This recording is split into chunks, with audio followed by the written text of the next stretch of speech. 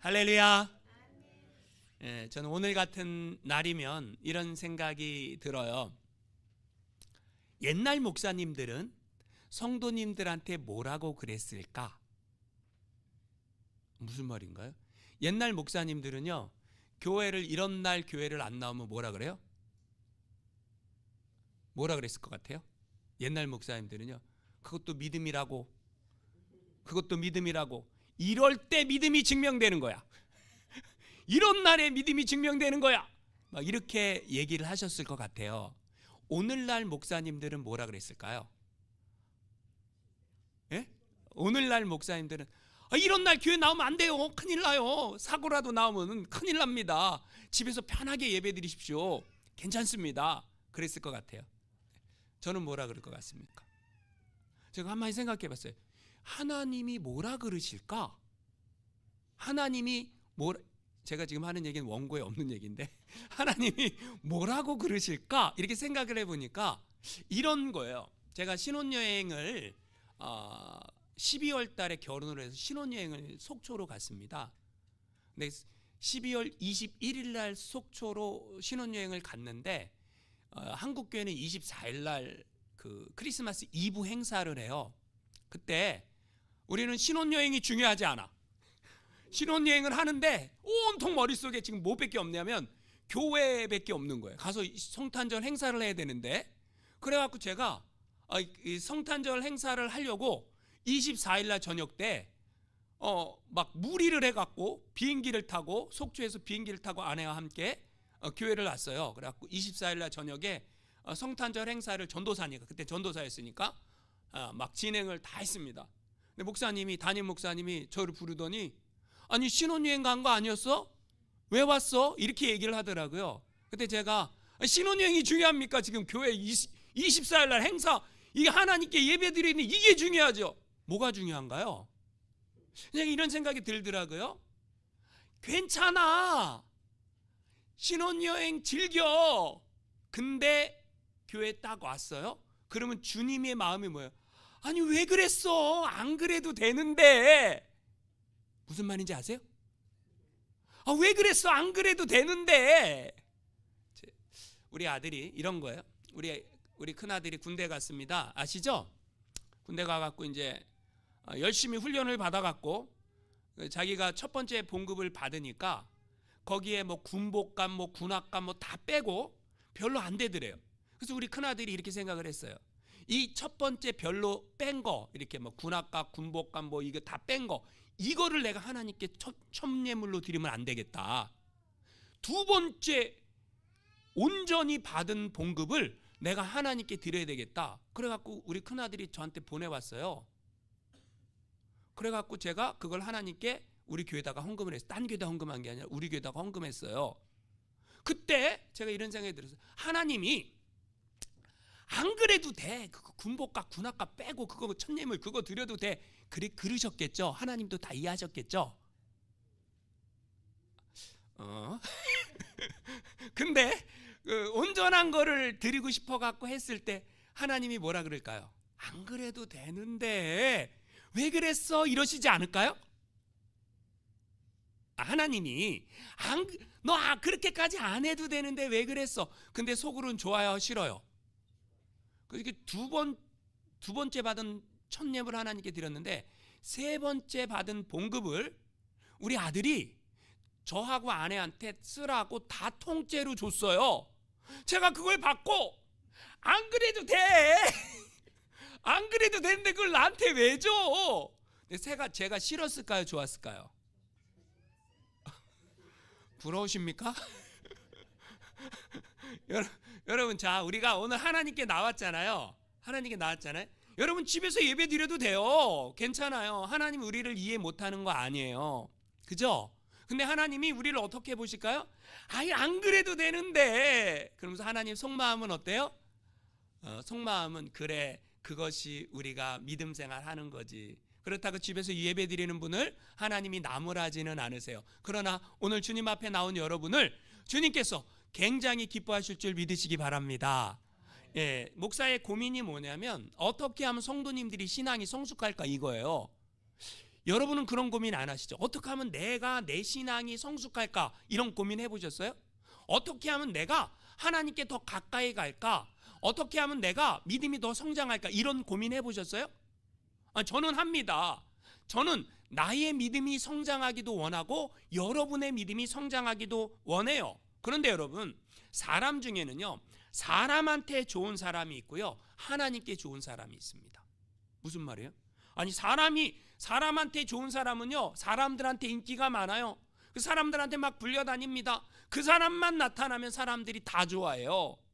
그런데 여러분, 그 사람이 하나님의 사람이 아닐 수도 있어요. 근데 어떤 사람은요, 사람들에게는 별로 인기가 없어. 술 한잔 하자 그러면 나 교회 가야 돼.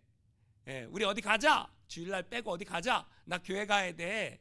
사람들한테 인기 없는 사람이 있습니다. 그런데 하나님이 굉장히 귀하게 보시고 하나님이 사랑하는 사람들이 있다라는 거죠.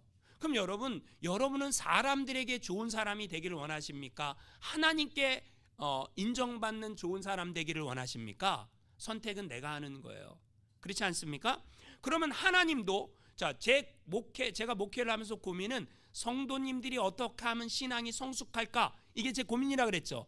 하나님도 우리 믿음, 우리 신앙이 성숙하기를 원하실까요? 그냥 맨날 베이비니까 베이비의 신앙의 특징은 뭔지 알죠? 제가 알려드릴게요. 모르는 분 또 계속 리마인드 해드리는 거예요. 베이비 신앙의 특징은 다른 사람이 어떻게 해야 되는지는 아는 거예요. 내가 어떻게 해야 되는지 모르는 거예요. 그러면 내가 어떻게 해야 되는지 아는 게 어른 신앙이 되는 거예요. 무슨 말인지 아시겠죠? 예를 들면 이런 거죠. 목사님이 어떻게 해야 돼? 목사님은 이렇게 해야 돼, 이렇게 해야 돼, 이렇게 해야 돼. 이걸 아는 사람들은 다 알죠? 여러분 다 알아요? 저는 가끔 그런 생각을 해요. 성도님들이 내 기도를 듣고 목사가 기도를 하나 안 하나 감시하는 건가?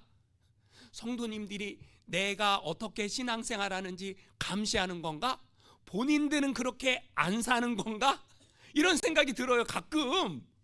아니, 신앙은 여러분이 어떻게 신앙생활을 잘하는지 사실은 제가 관리 감독을 해야 되는 거거든요. 근데 거꾸로 성도님들이 목사가 신앙생활 잘하는지 관리 감독해 주는 것 같아서 어떨 때는 참 은혜가 됩니다. 왜냐하면 긴장의 끈을 놓칠 수가 없어. 무슨 말인지 아시죠? 여러분이 베이비 신앙이다. 다른 사람이 어떻게 되는 건 너무 잘 아는 거야. 근데 내가 어떻게 되는지 모르는 거예요. 다른 사람이 봉사해야 돼, 헌금해야 돼, 충성해야 돼, 잘 알아. 나는 안 하는 거야. 이게 베이비라고요. 신앙이 성숙하면 어떻게 돼요? 내가 무엇을 해야 될지 알게 된다라는 거죠. 그럼 하나님은 우리의 믿음이 성숙해지기를 원할까요? 안 원할까요? 원하십니다. 어떻게 합니까? 에베소서 4장 13절 읽어보겠습니다. 시작. 우리가 다 하나님의 아들을 믿는 것과 아는 일에 하나가 되어 온전한 사람을 이루어 그리스도의 장성한 분량이 충만한 데까지 이르리니, 그리스도의 장성한 분량이 충만한 데까지 이르기를 하나님이 원하신다라는 거예요. 왜 원하는가? 14절 읽어보겠습니다. 시작. 이는 우리가 이제부터 어린아이가 되지 아니하여 사람의 속임수와 간사한 유혹에 빠져 온갖 교훈의 풍조에 밀려 요동하지 않게 하려 함이라. 여러분, 뭐라 그래요? 어린아이가 되지 않게. 신앙도 어린아이 신앙이 있고 어른 신앙이 있는데, 어린아이의 신앙은 뭐라는 거예요? 위험하다라는 거예요. 왜 위험한가? 장성한 분량에 이르는 신앙은요, 흔들리지 않아요. 어린아이 신앙은 뭐예요? 분별이 안 돼. 이게 좋은 건지 나쁜 건지, 나한테 좋으면 좋은 거고 나한테 싫으면 싫은 거고. 여러분, 불량식품 문방구에 팔죠. 여러분 학교 다닐 때 불량식품 사 먹으면 엄마 아빠가 불량식품 많이 먹어 그래요? 아니, 불량식품을 샀어. 저도 우리 아이들이 어렸을 때 꼭 유치원에 갔다가 문방구를 들러요. 어쩌다가 문방구 앞에서 저하고 만나는 거예요. 애들이 뭐 샀나 그러면 애들은요, 틀림없이 뭘 샀어요? 불량식품을 샀어요. 그게 건강에 좋아요, 나빠요? 불량식품 먹어갖고 건강해집니까? 애들이 좀 성질이 좀 괴팍해집니까? 이상해져요. 불량식품은 안 좋아. 그런데 여러분, 어린아이는 좋은 건지 나쁜 건지 분간이 안 된다고요. 엄마가 해주는 음식은 좋은 거예요, 나쁜 거예요? 좋은 거죠. 마찬가지라는 거예요. 신앙이 어릴 때는 이게 나한테 좋으면 좋은 건 줄로 착각하는 거야. 그게 아니라는 거예요. 장성한 분량에 이르러야 돼. 사람의 속임수와 유혹에 넘어가는 게 어린아이 신앙이라는 거예요. 여러분, 우리가 다니엘 기도회 할 때 어떤 전도사님이 모태신앙인데 어디에 빠졌는 줄 아세요? 어디에? 신천지에 빠졌어요. 그랬다가 돌아왔어요. 신천지 이단에 빠졌단 말이에요. 왜 빠졌습니까? 신앙이 굳건히 서지 않았으니까. 신앙이 굳건히 서지 않으니까 신천지가 이단인데 그게 이단인지도 모르고 거기 빠졌다가 다시 돌아온 간증을 우리는 들었습니다. 그러니까 사람의 속임수와 유혹에 연약한 신앙은 넘어지는구나. 그리고 어린아이 미성숙한 신앙은 세상의 유행과 가치관을 그대로 따라 살아요. 내가 하나님의 자녀라고 좀 구별됐다라는 행복과 기쁨이 있어야 되는데 그렇지 않다라는 겁니다. 그래서 여러분, 하나님이 우리가 신앙이 성숙하길 원하신다고요? 어린아이로 있길 원한다고요? 여러분은 어린아이, 여러분 이렇게 생각하면 진짜 좋아요. 우리 교회의 공동체에 다 성숙한데 나만 어린아이라고 생각해 보세요. 그러면요, 나는 대우받아요. 왜요? 어른이 많으니까 날 자꾸 케어해주고 그러거든요. 근데 다 어린아이라고 생각해 보세요. 그러면 어떻게 됩니까? 맨날 싸워요. 누가 옳다 맨날 싸움밖에 안 일어나는 거죠. 그러면 여러분, 단 한 명도 빠지지 않고 다 어른이 됐다. 그러면 신앙 공동체가 어떻게 될까요? 건강한 행복한 공동체가 된다라는 거죠. 그러면 여러분, 우리가 신앙이 성숙하기 위해서 무엇을 해야 됩니까? 그래서 제가 이런 한 달 동안 강조한 게 있어요. 말씀의 손이라 그랬죠? 주먹을 이렇게 들어보세요. 이렇게. 자, 첫 번째가 뭐예요? 듣기. 두 번째 뭐예요? 읽기. 그 다음에 성경 공부, 암송, 묵상, 할렐루야. 이 말씀의 손이란 말이에요. 그래서 이 말씀의 트레이닝이 계속 되면, 말씀을 듣고 읽고 공부하고 묵상하고 암송하면 우리의 믿음은 성숙한다. 할렐루야. 왜냐? 이 성경이 살아계신 하나님의 말씀이기 때문에 그래요. 성경은요, 1600년 동안 40명의 저자를 통해서 하나님이 인간을 사용해서 하나님의 말씀을 기록했다라는 거죠. 그래서 모든 성경은 하나님의 감동으로 됐다라고 성경은 기록하고 있다라는 거예요. 그럼 여러분, 성경을 읽으면 우리한테 유익합니까? 유익하지 않습니까? 성경을 읽으면요, 유익합니다. 성경을 읽으면 무엇이 유익합니까? 성경을 읽으면요, 육체의 건강도 임합니다. 무슨 성경 읽는다고 어떻게 육체의 건강이 임합니까? 인천에 가면 주한감리교회라는 교회가 있어요. 거기에 성서 박물관이 있는데 수만 가지의 성경을 쫙 전시를 해놓은 거예요. 근데 거기에 어떤 경찰분이 쓴 손으로 자기가 직접 쓴 성경이 전시되어 있다라고 합니다. 어떤 경찰관이 무슨 의미로 이 손성경을 썼을까? 의미가 있는 성경이라는 거예요. 그래서 왜 그런가 했더니 이 경찰관이 암 진단을 받았습니다. 말기 암 진단을 받았어요. 자기가 이제 시한부 인생, 죽는다라고 생각하니까 자식들에게 무엇을 남겨줄까? 돈을 남겨주는 게 중요하지 않다. 내가 자식들한테 꼭 남겨주고 싶은 게 있다. 그래서 손으로 자기가 직접 성경을 썼어요. 내가 손으로 직접 성경을 처음부터 끝까지 필사를 해서 이거를 자식들에게 남겨줘야 되겠다라고 생각을 해갖고 썼는데, 성경을 다 쓸 때까지 안 죽는 거야. 죽어야 되는데 안 죽는 거야. 그래서 이상하다 싶어갖고 성경을 다 쓰고 병원에 가갖고 검사를 해보니까 온몸에 퍼져있던 암세포가 흔적도 없이 사라졌어요. 할렐루야. 이거 어떻게 된 거예요? 무엇으로 증명할 거예요? 성경을 쓰다 보니 하나님의 은혜가 임해갖고 내 몸에 있는 암세포가 흔적도 없이 다 사라져버렸어요. 할렐루야. 그래갖고 그분이요, 너무 감사해서 두 번째, 세 번째 성경을 쓰고 있다라는 이야기입니다. 여러분, 성경을 읽으면 육체의 건강만 유익한 게 아니에요. 뭐도 유익합니까? 영혼의 건강도 유익합니다. 영혼의 변화가 일어나게 만드는 게 뭐라는 거예요? 하나님의 말씀, 성경이라는 거죠. 그러니까 성경을 읽고 성경을 읽는 사람마다 다 변화가 일어납니다. 문제는 뭐예요? 우리가 지난주에 다니엘 기도의 간증을 들었는데 저는 참 그분의 간증이 은혜스러웠어요. 북한에서 탈북한 분들은요 1년에 성경을 100독한대요. 100독. 예, 북한에 탈북해 갖고 1년에 성경을 100독, 신약을 100독, 구약을 20독 이렇게 한대요. 정말 은혜스럽지 않습니까? 근데 그분들은요 다 성경만 계속 읽으니까 다 성령 충만하다라는 거예요. 은혜가 충만하다라는 거예요. 한국의 60년대 초반에 유명한 살인마가 있었습니다. 여러분도 얘기하면 다 아실 만한 고재봉이라는 살인마가 있었습니다. 이분이 살인마가 된 이유가 있습니다. 이분이 대대장 당번병이었어요. 그러니까 대대장 집에서 그 대대장 업무를 봐주는 당번병인데 애인이 면회가 온 거예요. 그 대대장 그 군화가 좋으니까 그거를 신고 몰래 신고 나갔다가 대대장한테 발각이 된 거예요. 그래갖고 이 대대장이 아유 그래 그럴 수도 있지 이렇게 해주면은 얼마나 좋아. 근데 대대장 군화 신고 애인 면회 갔다가 들어온 고재봉을 감옥에 영창을 보냈어요. 군대 영창에서. 여러분 대대장 군화 한 번 신었다고 군대 영창에서 7개월 동안 감옥 생활을 합니다. 이 고재봉이 너무 화가 나갖고 7개월 동안 뭐 했을까요? 칼을 갈았어요. 내가 나가면 이 대대장 죽여버리겠다 이렇게 생각을 했어요. 그리고 출소한 그 다음에 진짜 도끼를 준비해 갖고 대대장 잠자는데 새벽 2시에 담 넘어가 갖고 들어가 갖고 대대장 가족 6명을 다 죽여버렸습니다. 근데 여러분 죽이고 난 다음에 이 사람이 잡혔는데 조사해 보니까 그 대대장이 아니었어. 그 대대장은 이사 갔어. 그리고 후임 대대장이 거기에 부임해 왔는데 자다가 날벼락 맞은 거죠. 그러니까 여러분 이게 한국의 60년대 초에 난리가 난 거예요.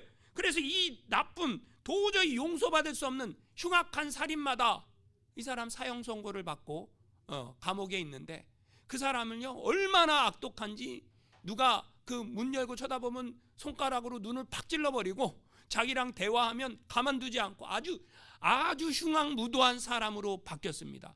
그런 사람도 구원받을 수 있을까요? 여러분 그런 흉악한 사람을 6명이나 죽인 그런 사람도 구원받을 수 있습니까? 어떤 전도사님이 야, 저 영혼 저렇게 있다가 지옥 가겠구나 라고 생각이 들어서 그 사람한테 복음을 전합니다. 복음을 전합니다. 안 받아들이는 거죠. 성경을 집어넣어 주었습니다. 근데 여러분 그 흉악한 고재봉이가 그냥 간단하게 요약하면 우여곡절 때 성경을 읽기 시작했어요. 근데 성경 말씀이 한 구절이 눈에 들어왔어요. 그게 뭐냐면 요한복음 3장 16절 하나님이 세상을 이처럼 사랑하사 독생자를 주셨으니 이는 그를 믿는 자마다 멸망치 않고 영생을 얻게 하려 하심이라. 하나님이 나를 사랑해서 나 같은 살인마를 위해 하늘 보좌를 버리고 이 땅에 오셔서 나의 죄를 대신해서 돌아가셨다라는 그 사실이 믿어졌어요. 뭘 읽다가요? 성경을 읽다가. 그래서 이 사람이요 감옥에서 뭘 했을까요? 성경이 은혜가 임하니까 성경을 계속 읽고 싶은 거예요. 성경을 계속 읽습니다. 계속 읽다가 이 살인마가 변화가 돼갖고 자기가 만나는 사람들마다 뭘 전하는 거예요? 복음을 전하는 거예요. 원래 빨간 딱지, 이 살인자들은 빨간 딱지를 붙이잖아요. 번호가 빨간 표에 명찰에 번호가 써져 있는데 그 사람들은 건드리지도 않아요. 감옥에서. 고재봉은 건드리지도 않죠. 근데 이 사람이요 거기 감옥에 있는 사람들한테 다 전도를 하고 성경을 읽다가 변화가 일어나서 이분이 마지막에 사형장에서 죽을 때 자신을 전도한 전도사님과 그 자기를 사형 집행을 하는 간수한테 이렇게 얘기했습니다. 예수 꼭 믿으세요. 우리 천국에서 만납시다. 할렐루야. 여러분 무엇이 그 살인마를 변화시켰습니까? 하나님의 말씀이. 할렐루야. 그러니까 하나님의 말씀은요 인간을 변화시킬 수 있는 능력이 된다라는 거예요. 여러분 나는 왜 이렇게 변화가 안 돼? 성경을 1년에 한 3-4번씩 읽어보세요. 변화가 안 될 사람이 없습니다. 문제는 뭐예요?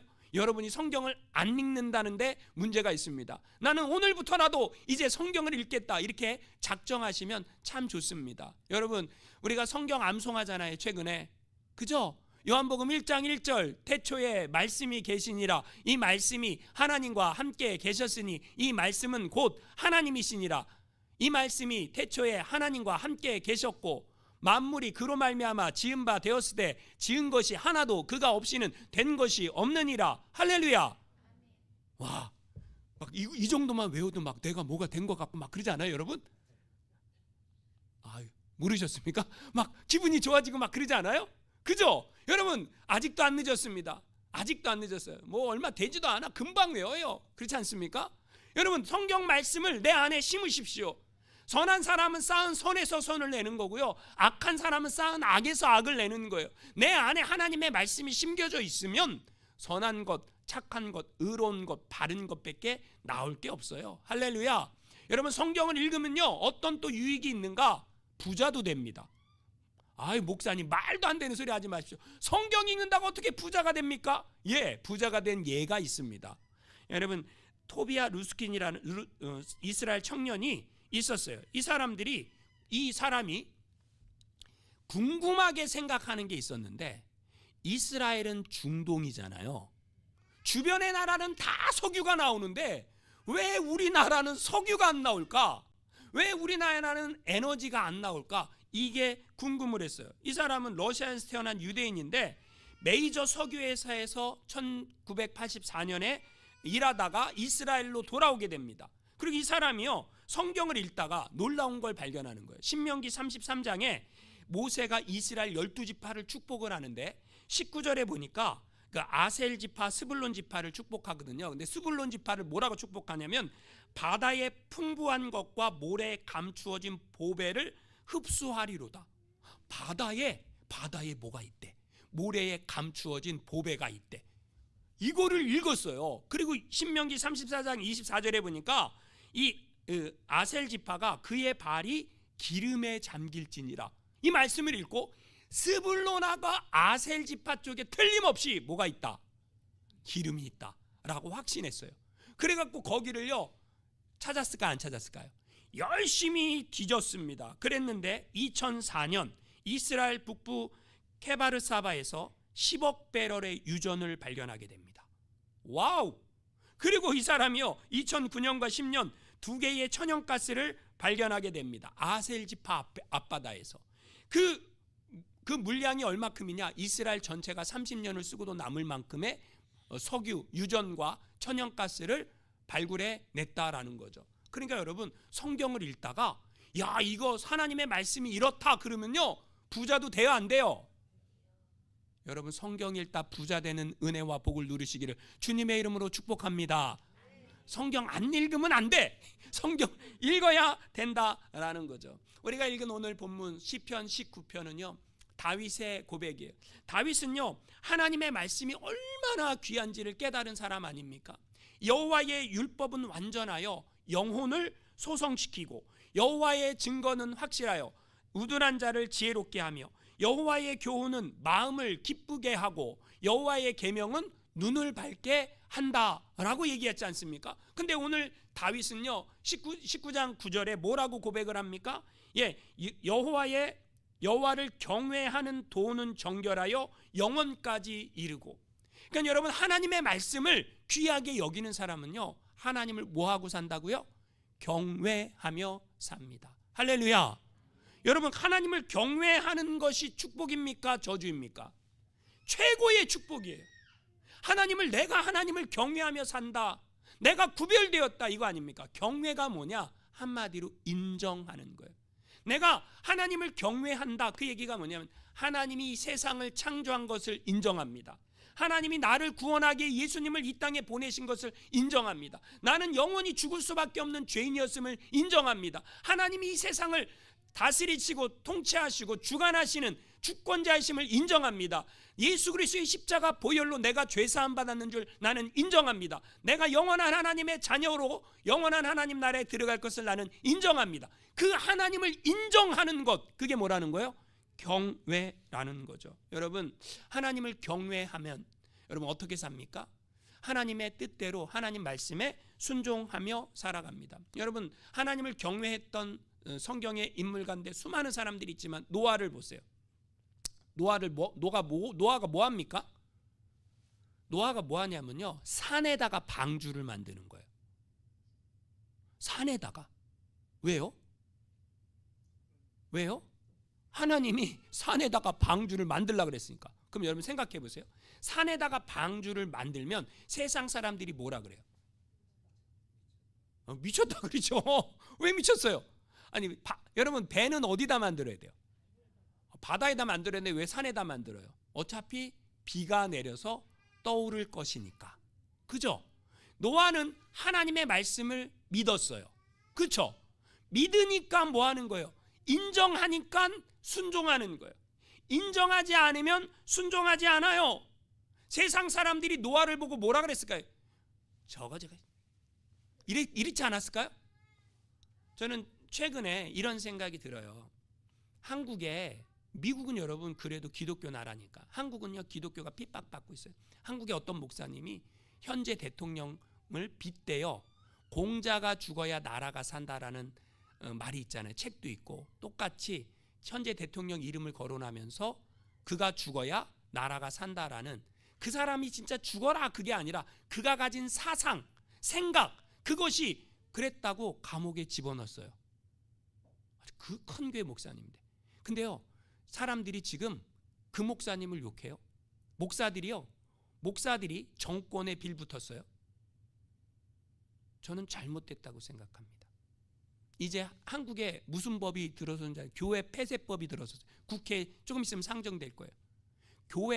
교회를 정부가 관리 감독하고 말 안 들으면 교회 재산을 다 빼앗겠다라는 법이 상정될 거예요. 이미 다 초안이 만들어져 있어요. 그게 국회에 상정돼서 통과만 되면 한국 교회가 핍박받는 시대가 될 거예요. 근데 지금 그 정권에 빌붙은 목사들이 한두 사람이 아니야. 70-80%가 빌붙었어요. 큰일 났습니다. 근데 바른 말 하면 사람들이 주변에 떠나. 사람은 사람들하고 어울려 살아야지. 우리는 뭐 하나님 믿지만 사람도 귀하게 여겨야지. 아니요. 신앙인들은 그렇게 살지 않았어요. 하나님의 말씀에 순종해서 살았어요.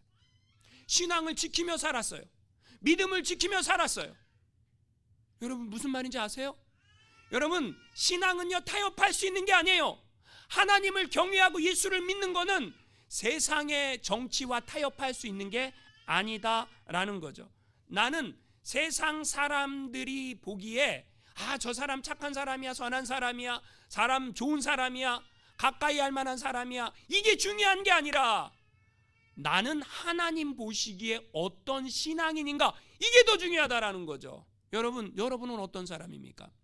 어떤 바이올리니스트가 카네기홀에서 연주를 하게 되었습니다. 카네기홀 수많은 사람들이 그의 연주를 보려고 신동이 나타났다고 연주를 하기 시작합니다. 연주회가 끝나자 수많은 사람들이 박수를 막 치는 거예요.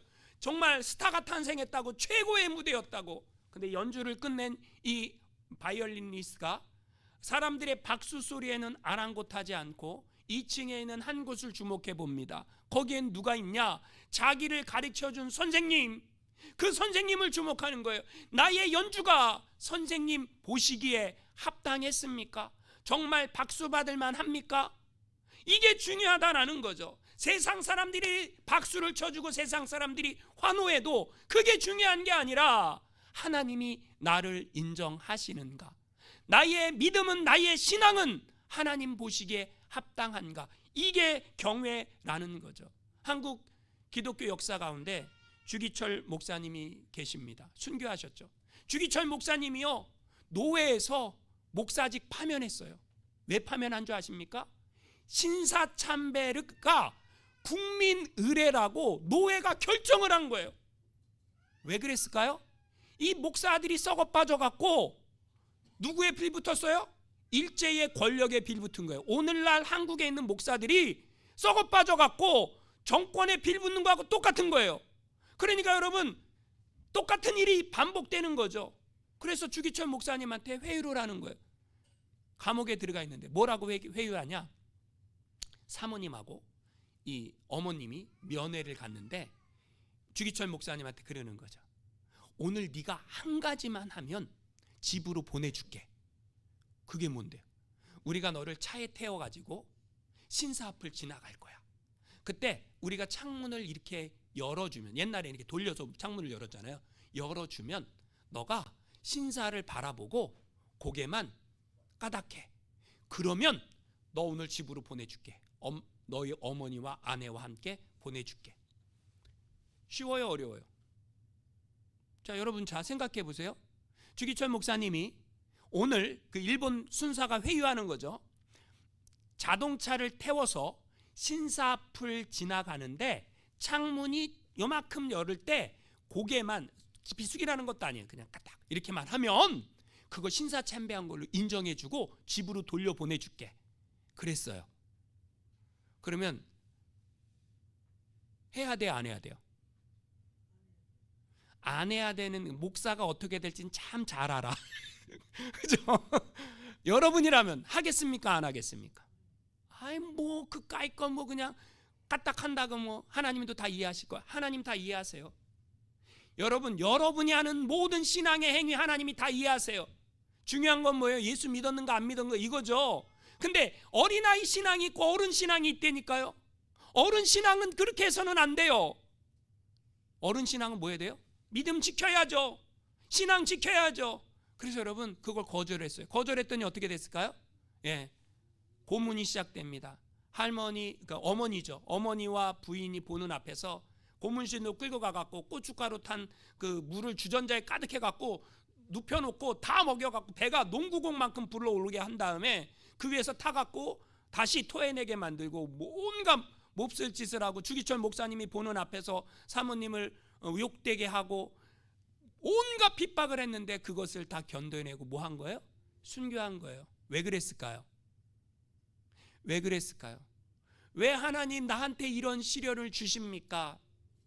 난 그냥 하나님 잘 믿으면 편안하게 안정되이 복받고 살기 원합니다. 이게 오늘날 수많은 사람들의 신앙 아닙니까? 만약에 우리에게 그런 위기가 온다면 나는 믿음 지킬 수 있을까요? 왜 주기철 목사님은 순교했을까요? 이유는 단 하나입니다. 뭘 했다고요? 하나님을 경외했기 때문에. 세상의 어떤 유혹과 세상의 어떤 소리보다 더 중요한 게 있다. 그게 뭐라는 거예요? 하나님을 경외합니다. 그것이 나의 믿음이고 그것이 나의 신앙이다. 할렐루야. 여러분, 유럽의 왕들이 탔던 말이 있습니다. 유럽의 왕들은 말을 타지 않습니까? 멋진 백마를 타거나 흑마를 타거나 유럽의 왕들은 말을 타지 않습니까? 근데 그 말은요, 어디에서 뽑냐면 여러분, 유럽에서 최고의 말은 사우디아라비아에 있다고 합니다. 사우디아라비아. 거기에서요, 수백 마리의 말들을 다 왕을 태우기 위한 말들을 훈련을 시키는 거예요. 막 훈련을 시키다가 수백 마리의 말 중에 정말 괜찮은 말 수십 마리만 뽑아냅니다. 정말 그 말들을 딱 뽑아낸 다음에 이 수십 마리의 말들을 또 훈련을 시키는 거예요. 훈련을 시키는데 마지막 과정이 있습니다. 마지막 과정은 뭐냐? 이 수십 마리의 말들을요, 사막으로 데려가 갖고 3일 동안 물을 안 주는 거예요. 물을 안 주고 3일 동안 말들을 막 훈련을 시킵니다. 그런데 이 말들은요, 어떤 훈련이 돼 있냐면, 이 조련사가 호각을 휘릭 불면 아무리 좋은 거를 위해 달려가다가도 멈추게 훈련이 돼 있어요.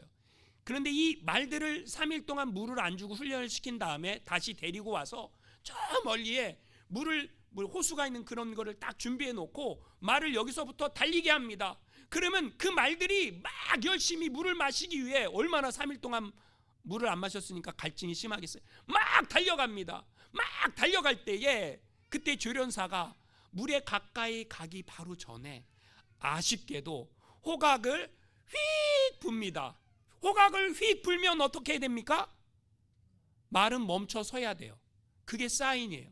그런데 너무 갈증이 심한 나머지 수십 마리의 말들 중에 수많은 말들이 물을 마시러 갑니다. 그런데 그 중에 아무리 목이 말라도 그 호각 소리에, 휙 하는 호각 소리에 달리던 자기의 그것을 멈춰서서 끼익 멈춰서서 기다리는 말들이 몇 마리가 딱 남는데요. 그러면 그 말들에게 이 도장을 꽝 찍습니다. 왕을 섬기기에 합당한 말. 제가 그 얘기를 들으면서 나는 만왕의 왕 대신 하나님을 섬기기에 합당한 사람인가? 나는 만왕의 왕을 섬기기에 합당한 사람인가? 여러분, 하나님을 경외한다라는 게 무엇입니까? 내가 하나님을 100% 인정하기 때문에 그 말씀에 나는 뭐 하는 거예요? 순종하는 겁니다. 여러분, 하나님을 그래서 경외하는 사람들의 특징이 있습니다. 여러분이 하나님을 경외합니까? 하나님을 경외하면요, 뭘 하고 싶은 줄 아세요? 하나님을 경외하는 사람은 뭘 하고 싶냐면 예배하고 싶습니다. 날씨가 안 좋으니까 노바에 있는 교회에서 오늘 다 크로스한다라는 연락을 받았습니다. 우리 같은 건물을 쓰고 있는 미국 교회도 오늘 크로스합니다. 여러분, 그러니까 이 예배를 날씨가 안 좋아서 크로스합니다라고 광고가 나올 때 아따 오늘 하루 쉬어서 좋다 이런 마음이 들었습니까? 아니면 나 교회 가고 싶은데 왜 오늘 또 날씨 때문에 이거 왜 이래? 이런 마음이 들었습니까? 어떤 마음이 들었습니까? 하나님을 경외하는 사람들은요, 예배가 기다려집니다. 예배를 사모하게 됩니다. 여러분, 우리가 천국 가서도 해야 될 일이 뭐예요? 예배예요. 근데 난 예배 지루해, 나는 예배 너무 싫어, 이렇게 생각하면 곤란합니다. 여러분, 하나님을 경외하는 사람은 뭐하고 산다? 예배하고 산다. 두 번째, 하나님을 경외하는 사람들은요, 하나님 말씀에 순종합니다. 여러분, 순종은요, 내가 하고 싶은 거 하는 거 아니에요. 순종은요, 내가 하기 싫은데 하는 거예요. 왜 하나님은 꼭 그런 걸 시킵니까? 하나님을 경외하는지 봐야 되니까. 아브라함에게 하나님이요, 100세에 낳은 이삭을요 좀 자라니까 뭐 하라 그래요? 번제로 드리라 그래요. 아브라함이 이삭을 데리고 모리아 하나님이 지시한 곳으로 갑니다. 그리고 제단을 쌓아놓고 이삭을 잡으려고 합니다. 그때 하늘에서 하나님의 음성이 들립니다. 아브라함아, 아브라함아, 멈추어라.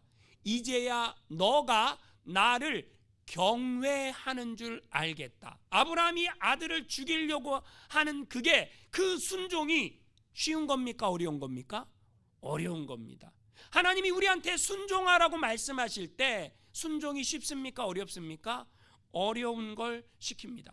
그래서 여러분, 하나님을 경외하는 사람은요, 재정이 나에게 주어진 물질이 내 것이 아니라고 인정해요.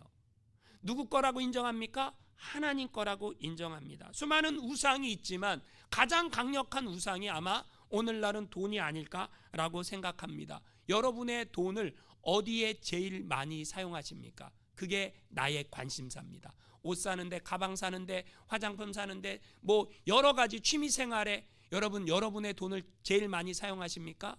아니면 여러분, 나의 돈을 어디에 제일 많이 쓰는가? 그게 나를 증명하고 있다. 그러니까 하나님이 우리한테 너희가 나를 경외하는지 안 경외하는지 여러분 예배를 통해 알고요, 하나님 말씀에 순종하는 걸 통해 알고요, 11조를 통해 아는 거예요. 이런 얘기를 하면요, 어떤 분들은 여러분, 목사님 헌금 설교 좀 안 했으면 좋겠어, 이렇게 말하는 분들이 있습니다. 하기 싫으면 하지 마세요. 아직 믿음이 안 되면 안 해도 괜찮습니다. 하나님 다 이해하십니다. 그러나 우리의 믿음이 성장하면 내가 이제는 내가 하나님께 구별해서 드려야지 라는 생각이 든다면 여러분, 하나님께 드릴 줄도 알아야 한다라는 거죠. 물질에 대해 사람들이 얼마나 귀하게 여기는지 이런 얘기가 있습니다. 어떤 구두쇠가 400냥이 든 돈가방을 잃어버린 거예요. 그래서 광고를 냈습니다. 내 400냥이 든 돈가방을 찾아주시는 분한테는 100냥을 사례비로 드리겠습니다. 어떤 청년이요, 그 가방을 찾아갖고 왔어요. 구두쇠가 딱 받아보니까 그 가방 안에 400냥이 그대로 있는 거예요. 100냥을 줘야 될 거 아니에요. 주기가 싫은 거예요. 주기가 싫어서 이 구두쇠가 꾀를 냈습니다. 아니, 가방에 500냥이 들어있었는데 400냥밖에 없는 걸 보니 당신이 미리 100냥을 가져간 게구만, 이렇게 얘기를 합니다. 이 청년이 너무 화가 났어요. 그래서 원님에게 찾아갑니다. 그리고 원님에게 내가 가방을 찾아줬는데 100냥을 살해하겠다 그랬는데 살해를 안 합니다. 어떻게 하면 좋겠습니까? 원님이 그 구두쇠 부자를 불러드립니다. 그리고 그 구두쇠 부자에게 질문을 합니다. 자네가 가방 잃어버린 게 맞나? 예, 맞습니다. 그 가방에 얼마가 들어있었지? 아, 500냥이 들어있었는데 저 청년이 100냥을 가져가고 이 400냥밖에 없습니다. 이렇게 얘기하니까 그 청년에게 묻습니다. 자네가 처음 가방을 찾았을 때 그 가방에 얼마가 있었지? 400냥이 있었습니다. 아, 저 부자는 500냥이 든 가방을 잃어버렸는데 이 가방에는 400냥밖에 안 들어있으니 이 가방은 저 부자의 것이 아닐세. 이 청년 자네가 갖게 그러고 줬다라는 우스운 얘기가 있습니다. 여러분, 하나님께 드려야 될 거를 내가 내 욕심대로 쓰느라고 안 드렸다가 엉뚱한 데 새는 일이 생길 수도 있다라는 것을 풍자한 이야기입니다. 여러분, 오늘 다윗은요, 하나님을 경험했어요. 하나님의 말씀을 경험하고 나니까 내가 하나님을 경외하며 말씀대로 순종하며 사는 것이 이렇게 귀하다라는 것을 깨닫게 되었습니다. 여러분은 하나님을 경외하며 사십니까? 나는 오늘 성경에 다윗이 뭐라 그래요? 여호와를 경외하는 도는 정결하여 영원까지 이르고, 이 말이 뭐예요? 내가 하나님을 믿는 그 경외하는 그것은, 그 믿음은 영원까지 하나님 앞에 가는 그날까지 이르게 된다. 할렐루야. 저와 여러분이 올 한 해 시작됐는데 하나님을 경외하는 삶으로 살아가시는, 그래서 하나님이 주시는 은혜와 복을 누리는 저와 여러분